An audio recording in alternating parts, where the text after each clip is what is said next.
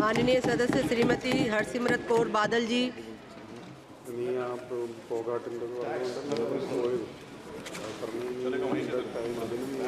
शुक्रिया मैडम सबसे पहले तो मैं आग्रह करूंगी कि इसके फाइनेंस बिल का नाम बदल के टैक्स ट्रैप बिल होना चाहिए, क्योंकि ऐसा एक जाल है which traps everybody in it. If you earn money, you pay tax. If you spend money, you pay tax. If you save money, you pay tax. If you invest money, you pay tax. If you pay tax also, you have to pay tax in the form of a cess or something. So, अमीर हो, गरीब हो, बुजुर्ग हो, बच्चा हो, विकलांग हो, हर एक को इस टैक्स के जाल में जब फंसा लिया है, तो why should it be called finance bill? It should be called the tax trap bill, which traps 140 crore people and does not spare anyone, whether they are poor or they're rich. But yes, this bill is definitely very kind to the corporates. Foreign corporate companies, their tax has been reduced from 45 to 35%. But the angel tax which used to be given to startups and all has all been finished. The budget which lowered in 2019 even domestic businesses and corporate tax or domestic was also lowered in 2019, लेकिन 10 साल बाद सिर्फ foreign companies के लिए। तो क्या बात है कि 10 साल बाद सरकार का प्यार अपनों के साथ नहीं लेकिन विदेशियों के साथ बढ़ गया है। ये बहुत दुख की बात है। And I will also say that taxing life and health insurance is nothing less than tax terrorism. The Constitution enshrines the right to life, and here this government is putting 18% tax on something like that is nothing less than shameful. और हर तरफ से जो गरीब होता है, जो छोटा इंसान आगे बढ़ना चाहता है, उसी के साथ पक्षपात किया गया है। आज कॉर्पोरेट टैक्स में उनको तो सिर्फ 25% टैक्स देना होता है, लेकिन पार्टनरशिप और प्रोप्राइटरशिप को 30% देना होता है।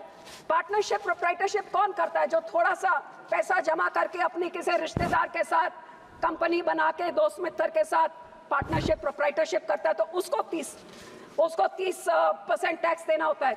सो मेरी पहली डिमांड है कि ये हैव्स एंड हैव नॉट्स की खाई बढ़ाइए नहीं, बल्कि छोटों वालों को आप इनकरेज करिए, और कॉर्पोरेट टैक्स से 30% हो सकता है तो प्रोप्राइटर और पार्टनरशिप को भी आप 20% करके इनकरेज करिए।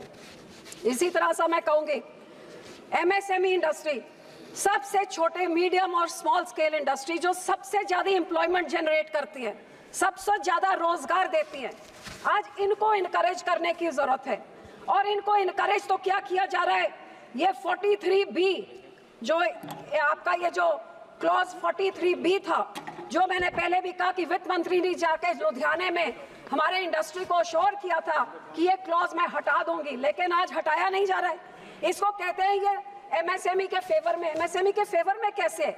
जो एमएसएमई को 15 दिन में पैसे देने हैं और 15 दिन में ये ना दिए तो आपके सारे टैक्स इंसेंटिव्स खत्म हो जाते हैं, तो लोगों ने छोटों वालों से लेना ही छोड़ दिया, क्योंकि 15 दिन की जगह दूसरे वाले से तो 45 दिन में पेमेंट करनी होती है, तो 45 वाले से बड़े दिन बड़ी कंपनियों से लेने लग गए और छोटे छोटे सारे खत्म हो रहे। So this is totally anti MSME.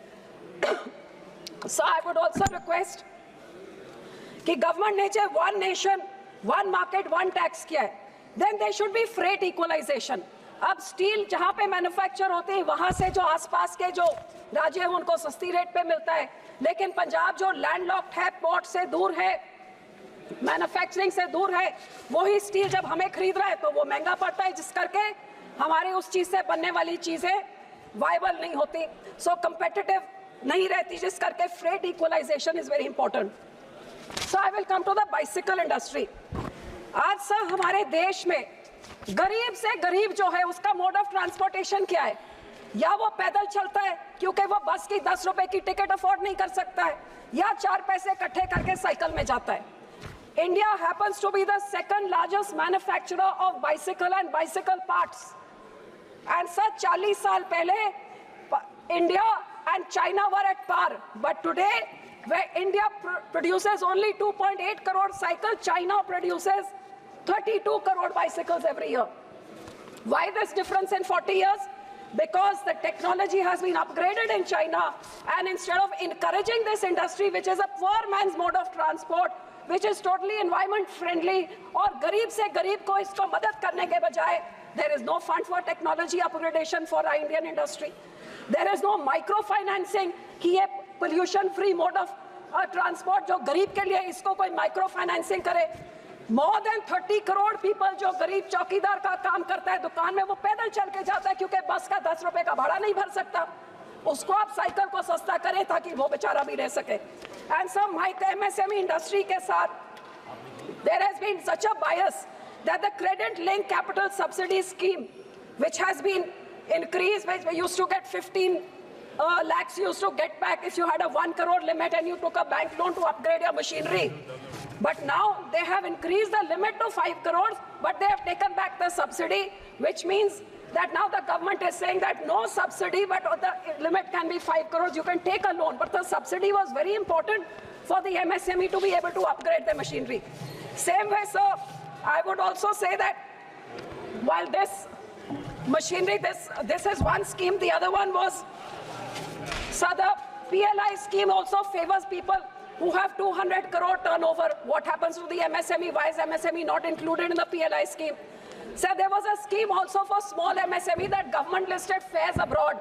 If you were a woman entrepreneur, you got on your ticket, you got 80% subsidy. If you were small micro, you got 85-90% subsidy. Government has disbanded that scheme. These people used to go to these fairs and get good technology with which they used to upgrade their products. Now it's been disbanded. They say go put up a fair, or put up a stall which costs 45 lakhs. So kaun MSME can put up 45 lakhs ke stall?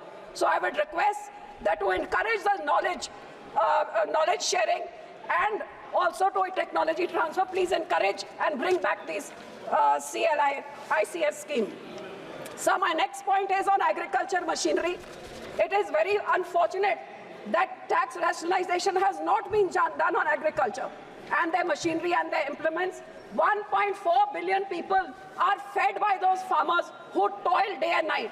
So आपने ना तो आमदन दुगनी करी 2022 में, ना इनको MSP दिया, लीगल गारंटी जो आपने प्रॉमिस किया था, ना इस बजट में किसानों के लिए कुछ है। तो कम से कम जो एग्रीकल्चर इम्प्लीमेंट्स है, which is 18 and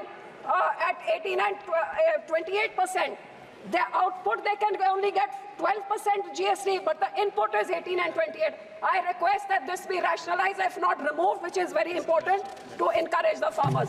Sir, lastly, I would like to, last point, sir, I would like to talk about Punjab's debt trap, where in the last 8 years, Punjab has been pushed into such a financial debt trap that अपना हमारा loan जो 3.25 लाख करोड़ होता था 2022 में, आज 4.25 लाख करोड़ हो गया है. At state's debt to GSDP ratio 47.6%, we are second highest in the country.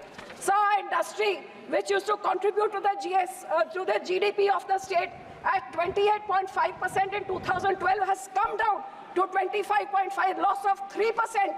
Because of mismanagement of the Congress Aman Aadmi, and on the second hand, BJP giving tax concessions to all our neighboring states, and our industries have all run out of Punjab.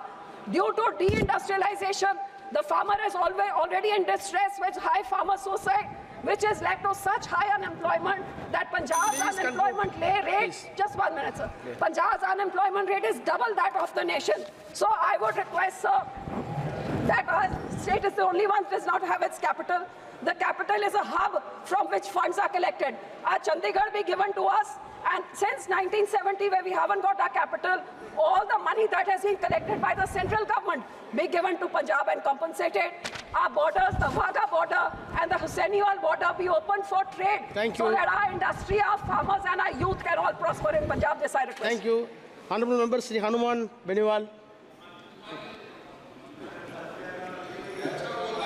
हाँ नहीं अच्छा बोलूँगा। सभापति महोदय, सबसे पहले तो सदन में आज वित्त विधेयक पर जो चर्चा हो रही है उसमें मुझे बोलने